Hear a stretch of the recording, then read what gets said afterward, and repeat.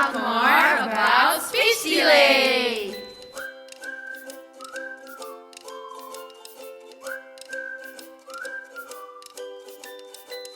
Happy watching, moms! Halo moms, sebagai seorang ibu, penting loh untuk memperhatikan tumbuh kembang si kecil. Mengapa? Tumbuh kembang si kecil merupakan hal yang perlu kita perhatikan supaya kita dapat memperkirakan apakah si kecil sudah berkembang sesuai dengan umurnya atau belum nih moms. Nah, Moms udah tahu belum kalau dalam perkembangan si kecil ada gangguan yang disebut dengan speech delay? Apa sih yang disebut dengan speech delay? Speech delay merupakan keterlambatan kemampuan bicara dan bahasa yang tidak sesuai dengan usia anak. Kondisi ini membuat anak tidak mampu menyampaikan pikirannya akibat keterbatasan bahasa dan pemahaman yang dimilikinya. Moms perlu aware nih jika si kecil belum mampu bicara pada umur 2 tahun.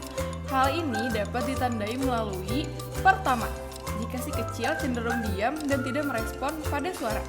Kedua, saat si kecil mengalami kekurangan kosakata, seperti kesulitan menyebutkan nama-nama hewan maupun sebagainya. Ketiga, si kecil kesulitan untuk memahami perintah. Dan yang terakhir, si kecil lebih sering menggunakan gestur tubuh untuk meminta sesuatu. Jika hal tersebut terjadi kepada si kecil, jangan lupa untuk melakukan pemeriksaan lebih lanjut ya, moms. Nah, moms tahu nggak sih mengapa speech delay ini dapat muncul pada si kecil?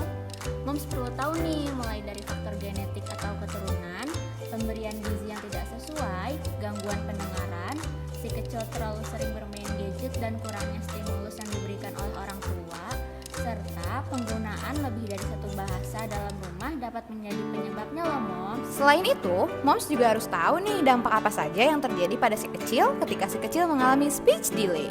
Pada saat si kecil mengalami speech delay, si kecil akan kesulitan untuk mengungkapkan apa yang ada dalam pikirannya karena si kecil tidak memiliki banyak kosakata yang si kecil ketahui. Sehingga si kecil menjadi sulit bersosialisasi dan sulit untuk mengembangkan kemampuannya. Kemudian si kecil akan merasa sering kesal dan marah karena si kecil tidak bisa menyampaikan apa yang dia ingin katakan. Gimana ya moms cara mengatasi speech delay pada si kecil?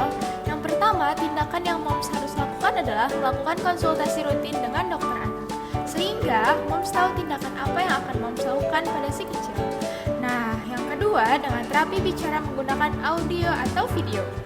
Moms juga dapat melatih si kecil dengan kegiatan yang tidak menggunakan proses bicara, seperti minum dengan sedotan, meniup balon, atau dengan meniup trompet.